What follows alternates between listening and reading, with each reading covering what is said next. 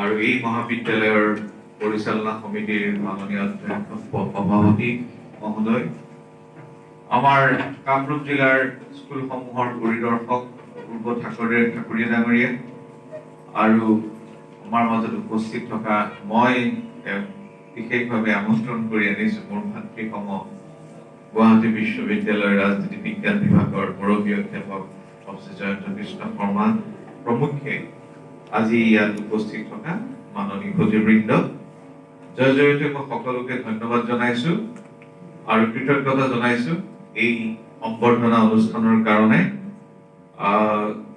আচলতে মই আদৰ্শ যিবিলাক বিদ্যালয়, সেই বিদ্যালয়বিলাকৰ অধ্যক্ষ হিচাপে মোক চৰকাৰে নিযুক্তি দিছে। তাৰ ইনস্পেকশ্যন বা এই বিদ্যালয়বিলাকৰ অৱস্থান পৰীক্ষণ কৰিবৰ কাৰণে মই আহিব বিচাৰিছিলো। আৰু কথাটো জানি মাননীয় অধ্যক্ষ মহোদয়ে এখন চিঠি দিলে যে মই ইয়াত আহিলে তেখেতে তেওঁলোকে ভাল পাব আৰু I am very happy to come here. আৰু আহি মই আপোনালোকৰ পৰিৱেশ, ইমান সুন্দৰ খেলপথাৰ আৰু প্ৰাকৃতিক দৃশ্যৰে ভৰপূৰ এই অঞ্চললৈ আহি মই অত্যন্ত সুখী। আৰু খালি মই যিহেতু as an adviser of the government of Assam, I would like to say few words. বিশেষকৈ এইখন এখন ঐতিহ্যমণ্ডিত মহাবিদ্যালয়। আপোনালোকে ইতিমধ্যে 2টা চাইকেল হৈ গ'ল নহয়, নেকৰ 2টা চাইকেল হৈ গ'ল। আৰু মই আশা কৰিম, কাৰণ এইটো ক্ষেত্ৰত মাননীয় মুখ্যমন্ত্ৰী মহোদয়ে আটাইতকৈ বেছি গুৰুত্ব দিছে, সেইটো হৈছে যে আমাৰ মহাবিদ্যালয়বিলাকৰ নেক এক্ৰেডিটেশ্যনৰ ক্ষেত্ৰত উই শুড গিভ আটমষ্ট ইম্পৰ্টেঞ্চ। গতিকে ইতিমধ্যে অসম চৰকাৰে এখন নেক ইভালুৱেশ্যন কমিটি এখন গঠন কৰা হৈছে।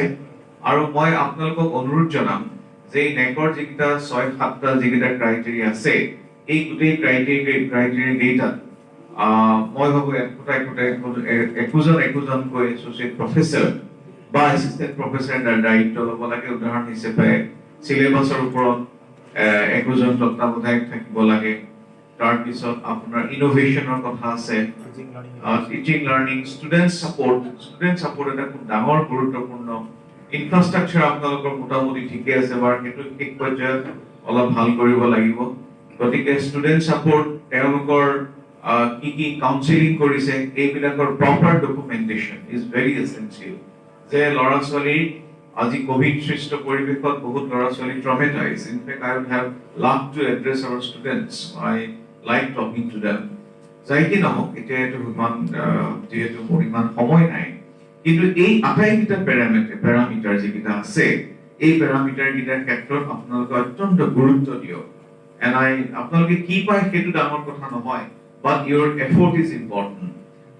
এইটো প্ৰথম কথা। ইনোভেশ্যন আৰু বিশেষকৈ এডমিশ্যন আদিৰ ক্ষেত্ৰত যিমান দূৰ পৰা যায় টেকনলজি ড্ৰিভেন যিটো এডমিশ্যন চিষ্টেম, সেইখিনি অনলাইন এডমিশ্যনৰ পৰা আৰম্ভ কৰি ল'ৰা ছোৱালীৰ ফিজ কালেকশ্যন, এইবিলাকত যিমান দূৰ পৰা যায় অনলাইনৰ ক্ষেত্ৰত বা টেকনলজিৰ সহায় ল'ব লাগে। এইটো এটা মই আপোনালোকক আই urge U.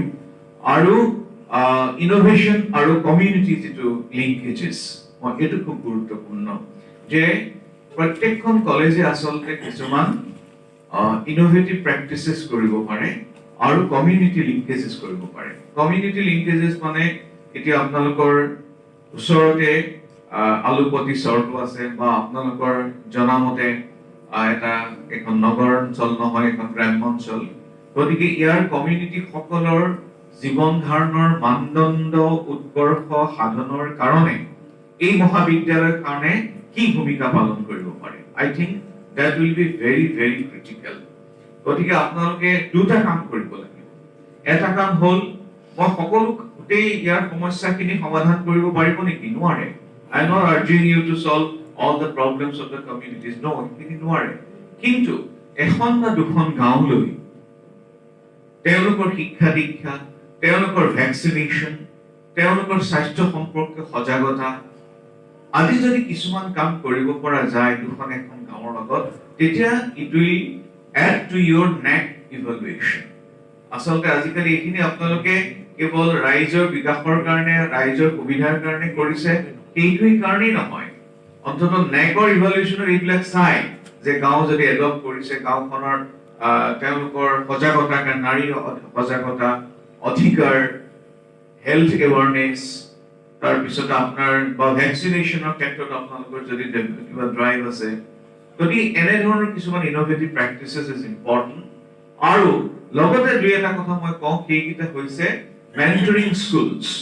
It will became obligatory for all the colleges যে মই এতিয়া কেৱল উচ্চ শিক্ষাৰ নহয়, গতিকে মই গোটেই শিক্ষা বিভাগৰে উপদেষ্টা, গতিকে এইটো আমাৰ দায়িত্ব যে আমি ওচৰ চুবুৰীয়া যিকেইখন স্কুল, আমি কেইবাখনো স্কুল দেখি আহিছো, কিছুমানৰ দেখিছো প্ৰফেচৰ জয়ন্ত কৃষ্ণ কৈছে যে বহুত সেৰেঙা, নহয় জানো, বহুত উপস্থিতি সেৰেঙা দেখিছো।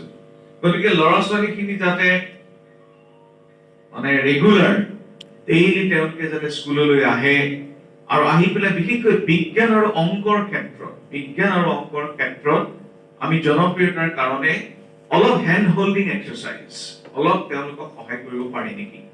And this will add to your NAAC actually. এইবিলাক আপোনালোকৰ নেকৰ ইভালুৱেশ্যনত সহায় হ'ব। দুই এখন স্কুলত গৈ তেওঁলোকৰ চায়েন্স পপুলাৰাইজেশ্যন, তেওঁলোকে আমাৰ ইয়াত বিজ্ঞান, কেমেষ্ট্ৰি, ষ্টেটিষ্টিক্সৰ বাহিৰে সকলোবিলাক আছে, নহয় জানো।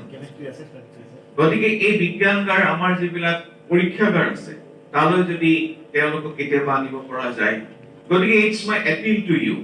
মই খুব বেছি কথা ক'বলৈ নাযাওঁ, বিকজ ইয়াত আমাৰ ছাত্ৰ ছাত্ৰী নাই, আমাৰ শিক্ষকসকল আছে। গতিকে মোৰ মেইন ফ'কাছটো হ'ল যে মই নেক ইভালুৱেশ্যন কমিটিৰ চেয়াৰমেন, আৰু এইটো মোৰ কাৰণে নহয়, আপোনালোকৰ কাৰণে কৈছো। কাৰণ চাওক, এতিয়া you have to compete with all the colleges today. এইখিনি গোটেই অসমৰ কলেজবিলাকৰ মাজত এতিয়া প্ৰতিযোগিতা আৰম্ভ হৈছে। And you'll be glad to know that Forkating College has got A+. সেইখনো আপোনালোকৰ দৰে এটা বেকৱাৰ্ড বুলি নকওঁ মই, তেওঁলোকৰ অসমৰ so-called যিটো আমি মেইন ষ্ট্ৰীম বুলি কওঁ, so-called main stream, they do not fall into this category, Forkating College. But they have got A+, which is quite remarkable. And this is the only college to have completed fourth cycle complete কৰা উত্তৰ পূৰ্বাঞ্চলৰ একমাত্ৰ college. যদি ফৰকাটিং কলেজে, আৰু তেওঁলোকৰ যথেষ্ট সমস্যা, আপোনালোকৰ সমস্যা আছে, আমি যিমান দূৰ পাৰো লাঘৱ কৰিবলৈ যত্ন কৰিম।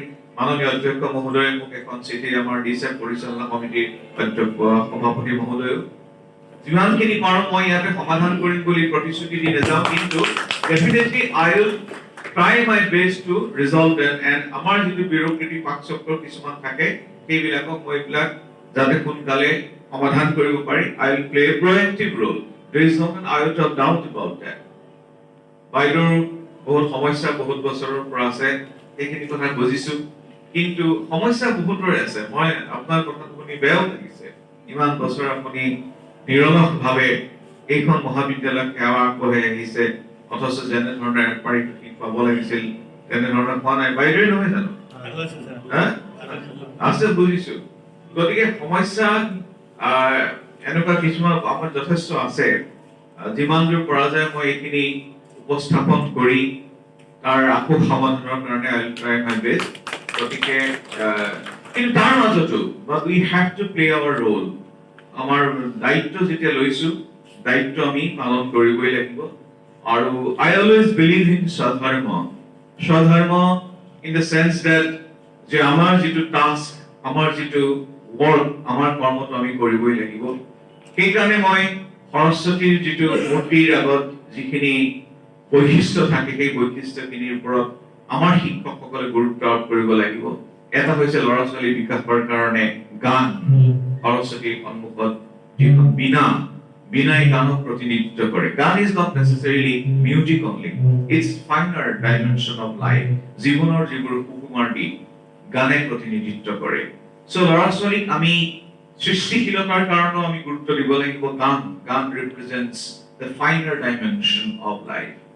গানৰ লগতে জ্ঞান, সেই সৰস্বতীৰ মূৰ্তি আমি যদি চাওঁ, জ্ঞানৰ তেওঁ প্ৰতিনিধিত্ব কৰে। জ্ঞানৰ লগতে তৃতীয় দিশ হ'ল বিজ্ঞান। বিজ্ঞান মানে বিং লজিকেল, বিং ৰেচনেল। আমি যুক্তিসংগতভাৱে, আমি বিজ্ঞানসন্মতভাৱে, যিটো ভূপেন হাজৰিকাই কৈ গৈছিলে, সাঁচি পথে ভাষা দিব, চিফুঙে আশা দিব, বিজ্ঞানে আনিব জোৱাৰ। চ' আমাৰ চাইণ্টিফিক যিটো quest, that is also equally important.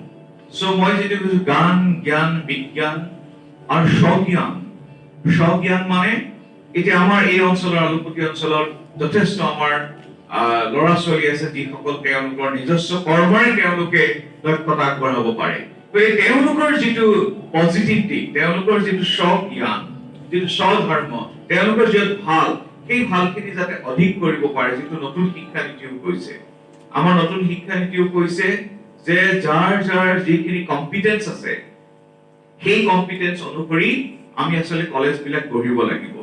আমাৰ ওচৰ চুবুৰীয়া ল'ৰা ছোৱালীখিনিৰ কাৰণে তেওঁলোকৰ যদি মৎস্য উৎপাদন হ'ব পাৰে, কৃষি কৰ্ম হ'ব পাৰে, এইবিলাকৰ অধিক উৎকৰ্ষৰ কাৰণে আমি কি কৰিব পাৰোঁ? Because I believe all our college teachers are very well paid.